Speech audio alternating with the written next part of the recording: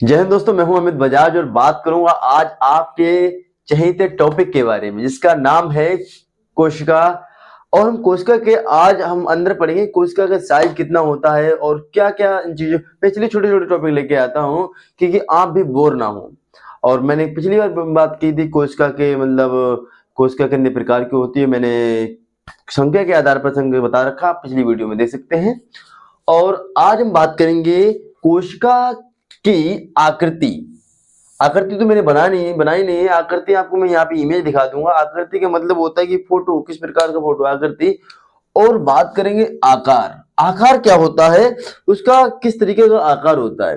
ठीक है, कोशिकाएं जो होती हैं जैसे पादप कोशिका अलग होती है, जंतु कोशिका अलग होती है मेरे दोस्त। ठीक है, हम बात करने वाले हैं सबसे पहले कोशिका को मापते हैं। जब हम मापते हैं, जैसे कोई ये बोर्ड है, इसको हम किस तरीके से मापेंगे मेरे दोस्त, इस बोर्ड को किस तरीके से नापेंगे, तो हमें एक सेंटीमीटर वाला जो फीता होता है उसकी जरूरत पड़ती है।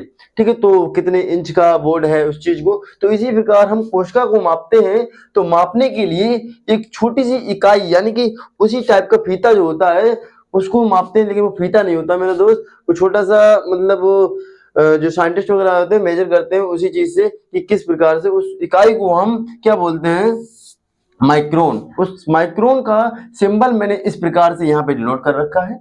आप इस माइक्रोन को यहाँ से ये देख सकते हैं, माइक्रोन का सिंबल है और इसका उपयोग किया जाता है कोशिका को मापने में। जाहिर दोस्तों आपको ये चीज बात समझ में आ गई होगी। अब बात करते हैं सबसे इंपॉर्टेंट क्वेश्चन जो कि आने वाली मतलब एसएससी जीडी वगैरह जितनी परीक्षाएं हैं उनमें भी मतलब जितनी भी, ये तो कॉमन क्वेश्चन है कोशिका का, तो उसमें क्वेश्चन पूछ लिया जाता है कि सबसे छोटी जो होती है कि सबसे छोटी कोशिका का आकार कितना होता है। ठीक है, सबसे छोटी, ठीक है, उसका आकार होता है 0.1 माइक्रोन से 0.5 माइक्रोन तक। ये कोशिका जो होती है मुख्यतः जीवाणुओं के अंदर पाई जाती है, जीवाणु यानी बैक्टीरिया के अंदर पाई जाती है। ठीक है मेरे दोस्त, यहां तक आप बात समझ चुके होंगे। अब बात करते हैं क्वेश्चन तो नहीं है, पॉइंट है। तो बात करते हैं सबसे बड़ी कोशिका। शुतुरमुर्ग आपने देखा होगा, शुतुरमुर्ग नहीं देखा है तो मैं आपके लिए यहाँ पर एक इमेज दे दे रहा हूं। और उसके अंडा जो होता है, शुतुरमुर्ग का जो अंडा होता है उसकी कोशिका का आकार होता है। ठीक है, तो उसका जो आकार होता है वो होता है 170 mm इंटू 135 mm तक। ठीक है, जो mm का मतलब होता है यहां पर ये दिखाता है कि मिलीमीटर। ठीक है, mm का दिखा रहा है मिलीमीटर। ठीक है, इसका मतलब आप समझ चुके होंगे। अब यहां पर बात करते हैं कि मनुष्य के शरीर में सबसे बड़ी कोशिका किसकी होती है, वो होती है तंत्रिका कोशिका होती है। सबसे बड़ी कोशिका जो होती है वो तंत्रिका कोशिका होती है।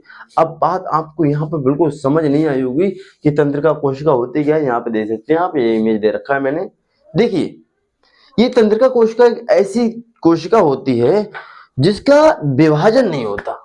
यानी कि आप यहाँ पे एक इमेज देख रहे होंगे, ये जो है इसका मतलब विभाजन नहीं करती है मेरे दोस्त, यानी कि दूसरी सेल्स नहीं बनाती, ये खिंचती रहती है।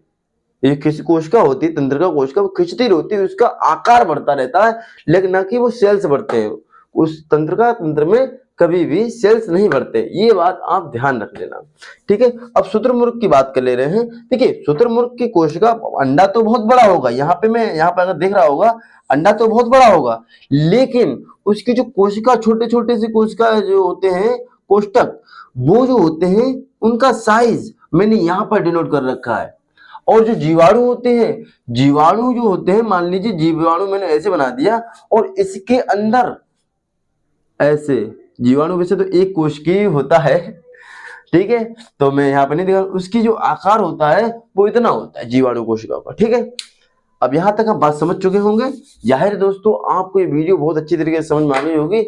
अगली बात करेंगे हम कोशिका के कुछ अन्य पार्ट के बारे में। कोशिका के मतलब साइटोप्लाज्म क्या होता है, मैं धीरे धीरे आपको पूरी कोशिका के बारे में बता दूंगा और ये आपको बहुत अच्छी तरीके से समझ में आ गई होगी। ठीक है, तो दोस्तों अगर वीडियो अच्छी लगी तो लाइक एंड सब्सक्राइब जरूर करिए और वीडियो को शेयर जरूर करिए। धन्यवाद।